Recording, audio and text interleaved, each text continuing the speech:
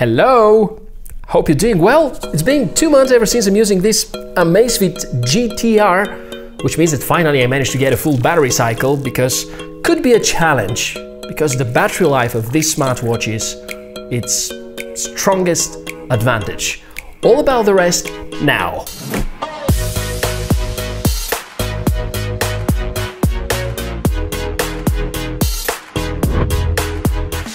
Welcome everybody, yet another smartwatch review. My name is Michael and as usual, cool tech in a way which is easy to understand.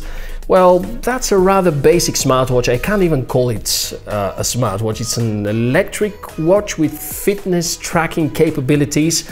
And it's part of the new Amazfit devices, and Amazfit devices are usually manufactured by Huawei, which is part of the bigger Xiaomi family, and it already is getting quite complicated. Well, important is that you already know which is the most important about it, and that's the good battery life.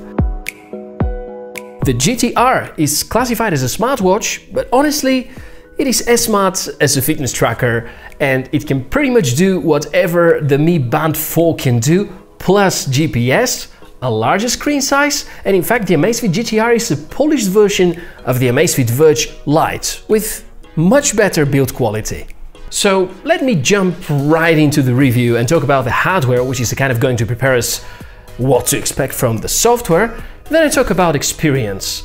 I had pretty poor experience getting in touch with Amazfit's support, and something which was kind of the opposite 2 years ago, but I'll talk about that. Now, speaking of hardware, the grade here is similar to what Huawei have done with their Watch GT a few months ago. Essentially now, Xiaomi are competing Huawei for the most affordable, stylish and well-built smartwatch wannabe, undercutting the price by a lot and offering the 47mm version for the GT at only $130.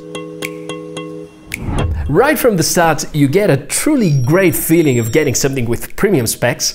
The box is delightful, and yes, you're right, it's all the box that matters, especially when it comes to tech specs, but it often is a good indication about a company's intention to invest in customers' well-being. Inside that fancy box, it's the watch and the charging station and some papers.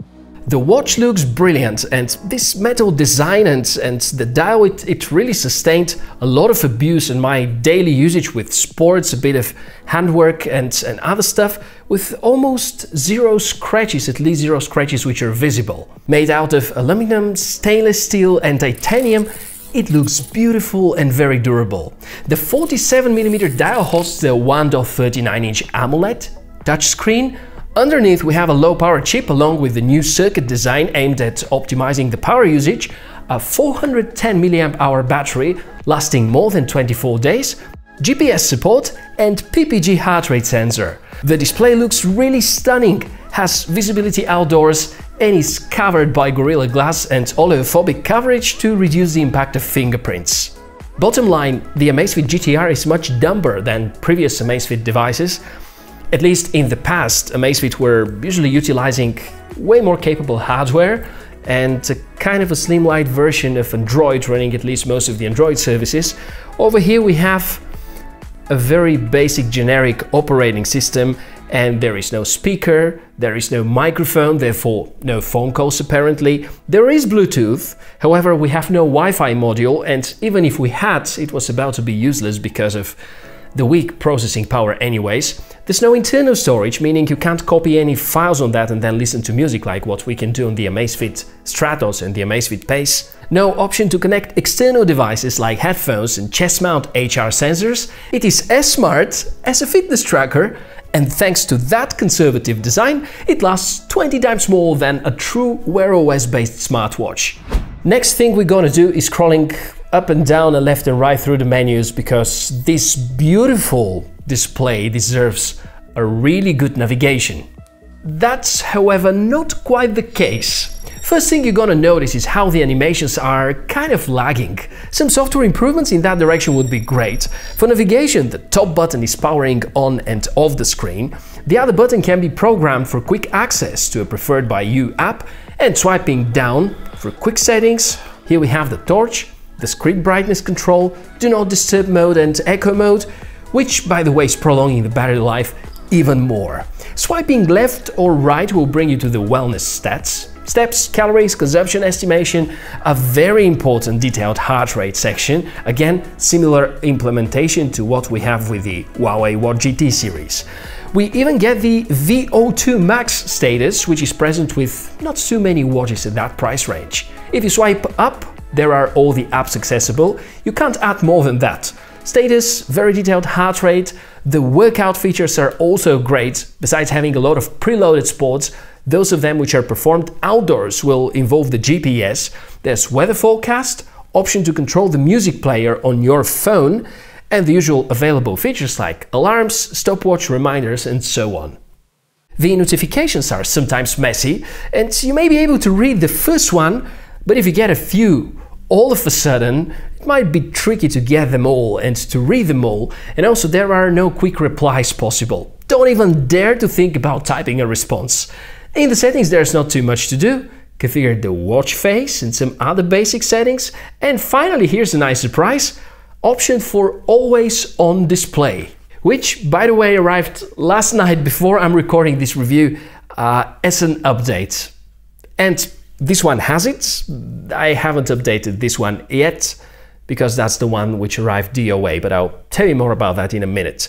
It's still too early to say about how much the battery life is going to be impacted, but so far I've started last night before the update at 96%, and right now around 20 hours later I'm at 86%.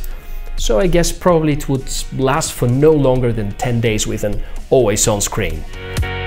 If you think it through, most of what I say sounds like it's not too great, but seeing how regular Amazfit are with the updates and overall how good the watch does the things it is supposed to, it's actually a great choice for sort of a smartwatch. I believe they got it right. If there is no plan to add calls and app support, then better focus on the fitness features and make the battery last really long. Concerning the app, it is the well-known Amazfit app with a lot of great features, and it is tidy, well-designed, well-functional, nothing too much and nothing really missing. Very detailed analytics, and if you use a lot of other devices from the ecosystem, it keeps track and record of everything. And it is all cloud stored. Also, there are good third-party apps to support the GTR, so its software is generally at a very good level. I think the greatest strength here is the huge variety of watch faces. If I have to summarize my experience with the Amazfit GTR so far, it's brilliant. It has never let me down, at least in terms of hardware and what it offers. And with these little drawbacks that we talked about, I think most of the people can live with. What got me really disappointed is the support. So that unit that you see over here, it arrived DOA, dead on arrival, or at least the heart rate sensor inside. You can see that there's nothing illuminating. It was simply not working. Well, I've tried everything possible to resurrect it, like trying to completely discharge, trying to update the firmware, trying to make a number of factory resets, different apps, different modes. Nothing helped, unfortunately. So my last hope was that I'm gonna get in touch with Amazfit support and they're going to fix the issue for me. Unfortunately, I didn't have a proof of purchase, so my hope was that they would be able to fix it based on a serial number. And nothing really happened. After I informed them that their action plan has already been implemented because they responded to me with a request to send them the proof of purchase and gave me also a short action plan, nothing arrived after that. And I've followed up a few times. So at this moment I've sent them 4 emails and got reply to just one of them. A year and a half ago, when I was working on the Amazfit Stratos review, I also had to get in touch with Amazfit support, and it was brilliant back then. And it's quite sad to see that it has degraded that much. Probably kind of expected, because in the last 18 months, the Amazfit brand has seen a rapid growth. If we put that aside, the battery life is quite great. With continuous heart rate, notifications, and a few short sport sessions, I got close to a 1 month charging cycle, If you play sports with GPS always on, the watch is going to last for around 40 hours. And in eco mode, perhaps like forever. The one thing I'm wondering about at the moment is what the new Huawei Watch GT2 is about to offer. I guess we're a few weeks away from figuring out. Well, that's been everything about this episode and reviewing this Amazfit GTR, a brilliant smartwatch with more like fitness tracker features at the tempting price of $130. And speaking of money, you're gonna find a lot of great discounts in the description right below the video. Using these links is going to cost you nothing. Actually, you're going to get a lot of good discounts through the coupon codes, and a very small portion of that is going in direction supporting the channel and the work I do. Thank you in advance for liking, subscribing, sharing the video with friends, or whatever good thing you want to do to me, the channel, and the other people here. And guess I'm gonna see you next time. Now, if you have the chance, go outside, enjoy some sunshine, do something good, think about positive things and smile. That's better. See you next time.